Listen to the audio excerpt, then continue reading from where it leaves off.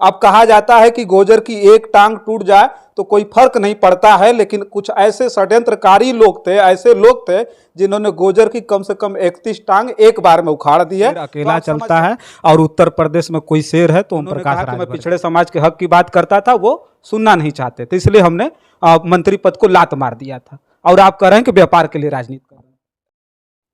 साथियों नमस्कार, मैं हूं रजनीश और आप देख रहे हैं जनादर्श भारत।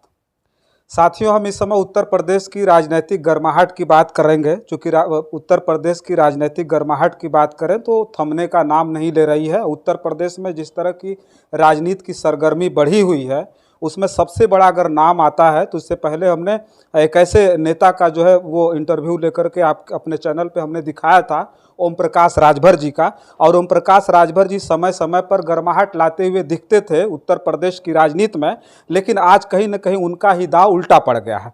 अब उत्तर प्रदेश में जहां बड़े बड़े दावा करते थे और तमाम तरह के जो उनके धुर विरोधी थे उनको पटखनी देने का काम करते थे, और बड़े बड़ी बातें थी कि हम इनकी हवा निकाल दिए, हम उनकी हवा निकाल दी, तमाम तरह की बातें थी। लेकिन आज जो दाव है, समय समय पर एक एक से झटके उनको लगते जा रहे हैं। अब 440 वोल्ट का झटका तब लग जाता है जब उनकी ही पार्टी के बड़े नेता, चाहे वो महेंद्र राजभर जी हों, चाहे डॉक्टर बलराज राजभर जी, राष्ट्रीय उपाध्यक्ष की बात करें और फाउंडर मेंबर रहे पार्टी के, ऐसे लोगों ने जो पार्टी की रीढ़ थे उन्होंने पार्टी से बगावत कर दिया और एक साथ 31 लोगों ने इस्तीफा दे दिया। अब कहा जाता है कि गोजर की एक टांग टूट जाए तो कोई फर्क नहीं पड़ता है, लेकिन कुछ ऐसे षड्यंत्रकारी लोग थे, ऐसे लोग थे जिन्होंने गोजर की कम से कम 31 टांग एक बार में उखाड़ दी है। तो आप समझ सकते हैं कि इस समय सुहेलदेव भारतीय समाज पार्टी की स्थिति क्या होगी और ओम प्रकाश राजभर जी का उत्तर प्रदेश में क्या हाल होगा। आज हमारे साथ, हम जहां पर उपस्थित हैं, हमारे बीच देख रहे हैं विधायक जी हैं, कैलाश सोनकर जी हमारे साथ हैं पार्टी में।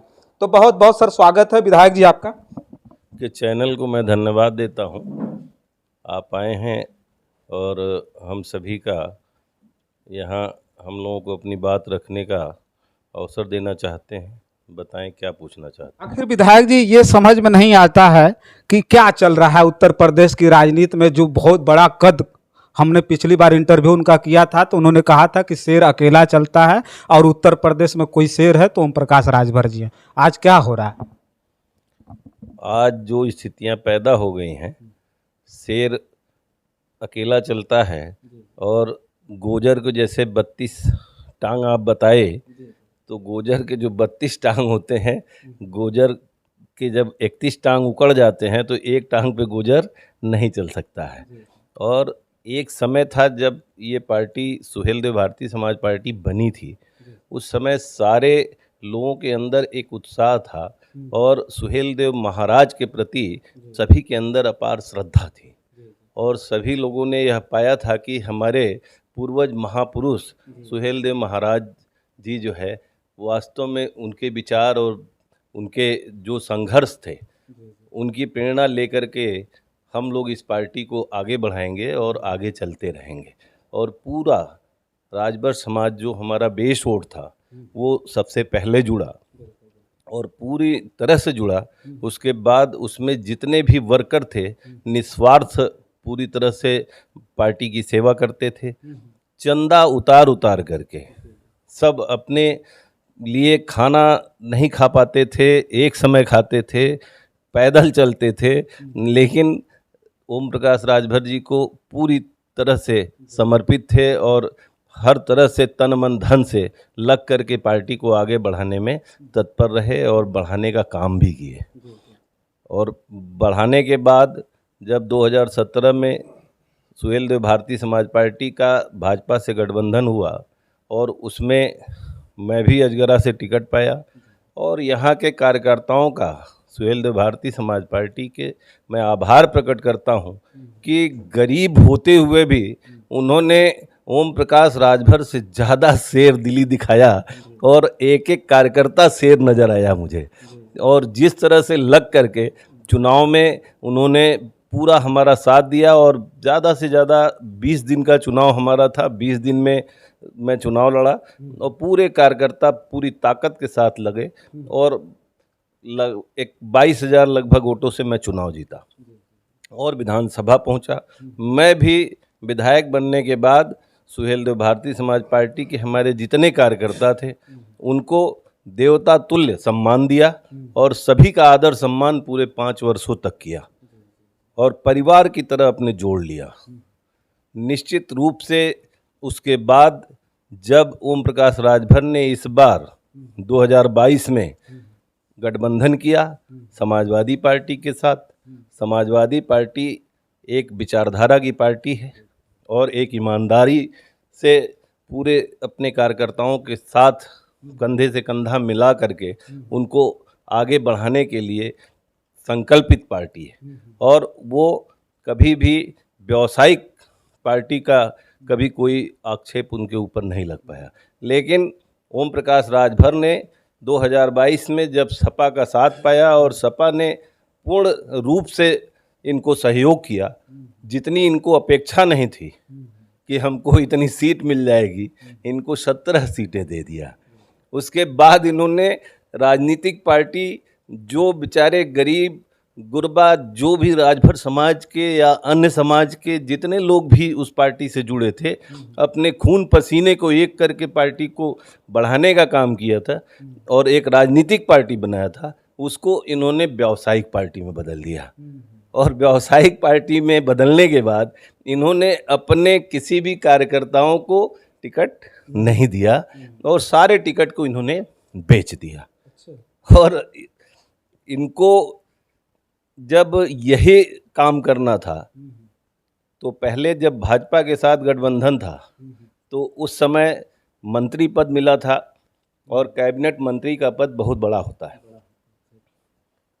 तो उस समय हमें लगता है कि शायद इनको उतना पैसा कमाने का जो है जितना इनकी चाहत थी उतनी व्यवस्था नहीं मिल पा रही थी, तो मंत्री पद भी इन्हें छोटा नज़र आने लगा और उसको इन्होंने उसी पैसे के चक्कर में त्याग दिया। अच्छा, बिल्कुल त्याग दिया। नहीं तो भाई प्रमाण है। वो तो कहते थे विधायक जी, वो कहते थे कि नहीं हमने जो है पार्टी में हमको काम करने, जिससे हम गठबंधन था, हमको काम करने नहीं दिया जा रहा था। हम हक और हकूक की बात करते थे पिछड़े समाज की। पहले वो राजभर समाज के नेता थे, अब पिछड़े समाज का पूरा जिम्मा ले लिया था। उन्होंने कहा कि मैं पिछड़े समाज के हक की बात करता था, वो सुनना नहीं चाहते थे, इसलिए हमने मंत्री पद को लात मार दिया था। और आप कह रहे हैं कि व्यापार के लिए राजनीति कर रहे हैं। ऐसा है, अभी यहाँ हमारे राष्ट्रीय उपाध्यक्ष आदरणीय बलराज राजभर जी बैठे हैं। आप इनसे पूछ लीजिए कि अगर वो अपने कार्यकर्ताओं के अधिकारों के लिए मंत्री पद को अगर जो है लात मारते तो बाद में व्यापार थोड़ी शुरू कर देते, टिकट बेचने का व्यापार शुरू कर देते। तो टिकट बेचने का व्यापार जो शुरू किया गया, निश्चित रूप से उनकी प्लान रही होगी कि कब हमारा वो समय आएगा कि कब हम इतना पैसा कमा लेंगे ताकि जितनी हमारी आवश्यकताएं हैं सब पूरी हो जाएं, बाकी पार्टी अगर नहीं भी रहेगी तो कोई फर्क नहीं पड़ता है। तो आज वो स्थिति आ गई है। अभी डॉक्टर बलराज राजभर जी बैठे हैं, महेंद्र राजभर जी ने वहाँ गाजीपुर में इस्तीफा दिया और जितने भी कार्यकर्ता जो फाउंडर इनके जो है कार्यकर्ता रहे, जो जड़ इनकी बनाए और जड़ जब जो है बनाने के बाद तभी नींव के बाद ही मकान बनते हैं, तो अब जड़ ही हिल चुका है और जड़ अपने स्थान से हट चुका है। निश्चित रूप से सुहेलदेव भारतीय समाज पार्टी अब समाप्त हो चुकी है। अब उसका जो है अस्तित्व समाप्त हो चुका है, क्योंकि सारे जितने भी पदाधिकारी और कार्यकर्ता थे वो सारे लोग अलग होकर के अब नई पार्टी बनाने की बात कर रहे हैं। अभी डॉक्टर बलराज राजभर जी हमारे पास आए हैं, ब्रजेश राजभर जी आए हैं, ये लोग वही बता रहे हैं कि हम लोग नई पार्टी बनाने जा रहे हैं और आपको जो है हमारी पार्टी के लिए समर्थन करना। हमने कहा बिल्कुल, जब आप राजनीतिक पार्टी विचारधारा जो सुहेलदेव महाराज की विचारधारा थी उस विचारधारा पे चलने का संकल्प लेंगे और कसम खाएंगे तो हम आपके साथ कंधे से कंधा मिला के खड़े रहेंगे। धन्यवाद। विधायक जी बिल्कुल जो है मतलब समर्थन में है और विधायक जी जो है साथ खड़े होंगे, महेंद्र राजभर जी डॉक्टर बलराज राजभर जी के साथ रहेंगे। बिल्कुल जो है इन लोगों का सहयोग करेंगे, क्योंकि ये लोग धोखा खाए हुए लोग हैं। जीवन भर इन लोगों ने मेहनत किया है, खून पसीना बहाया है और इनको धोखा मिला है, इसलिए इनके साथ खड़ा रहना हमें न्याय संगत लगता है। अच्छा देखिए, हम जो है कैलाश नाथ सोनकर जी हैं, पूर्व विधायक जी हैं। एक बार थोड़ा सा अपने छायाकार से कहेंगे, थोड़ा सा दिखाइए। इधर बाबा साहब डॉक्टर भीमराव अंबेडकर जी हैं, और ठीक थोड़ा सा ऊपर दिखाइएगा। देखिए इधर तथागत गौतम बुद्ध हैं, और ठीक बगल में डॉक्टर अंबेडकर हैं, और इधर दिखाइए महाराजा सुहेलदेव हैं, सरदार वल्लभ भाई पटेल जी हैं, और उस विचारधारा के ये विधायक थे। और सोचिएगा, इन्होंने कहा कि हमारी गरीबी में हम एक ऐसे, कोई पॉलिटिकल बहुत बड़ा बैकग्राउंड नहीं था, फिर भी हमने संघर्ष किया, और तमाम जो छोटे छोटे कार्यकर्ता थे सुहेलदेव भारतीय समाज पार्टी के, उन्होंने हमारी मदद की और हमको विधायक बनाया। और ऐसी विचारधारा के लोग कभी गरीब नहीं हो सकते हैं। जहां अंबेडकर हो, तथागत बुद्ध हो, महाराजा सुहेलदेव हो, सरदार वल्लभ भाई पटेल हो, ऐसी विचारधारा के लोग गरीब नहीं होते हैं। और ऐसी विचारधारा के ये विधायक है जिनकी बात आपके सामने मैं लेकर के आ रहा हूं, क्योंकि डॉक्टर अंबेडकर को मानना, डॉक्टर अंबेडकर के सिद्धांतों पर चलना, यही बहुत बड़ी बात